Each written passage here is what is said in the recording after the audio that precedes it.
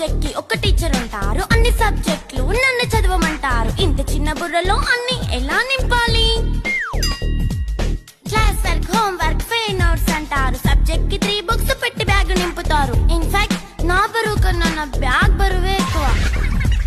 క్వశ్చన్లు, ఆన్సర్లు, సర్ప్రైజ్ టెస్టులు తమ్మి దాటుకొని మళ్ళీ స్కూల్ వాన్ ఎక్కేసి అమ్మయ్య ఇక ఇంటికి వచ్చేసామనుకుంటే మార్క్స్ తక్కువ వస్తే చెయ్యాలి అసైన్మెంట్. రిపోర్ట్ కార్డ్ చూపిస్తే ఇంట్లో ఉన్న పనిష్మెంట్. హోమ్ వర్క్ చేయమంటూ మమ్మీ చంపుతుంటుంది. ట్యూషన్ టైం అయిందని డాడీ తరుముతుంటాడు. డాన్స్ క్లాస్ కి వెళ్ళమని తాతయ్య తిడతాడు. స్నాక్స్ తిని వెళ్ళమని నాన్నమ్మ ఆపుతుంది. ఇక అన్నీ అయిపోయాక కాసేపు టీవీ చూద్దామంటే మమ్మీ ఎంట్రీ ఇచ్చింది. బెడ్ యొక్క మంది చిన్న నాప్ తీసేలోపు తెల్లారిపోయింది.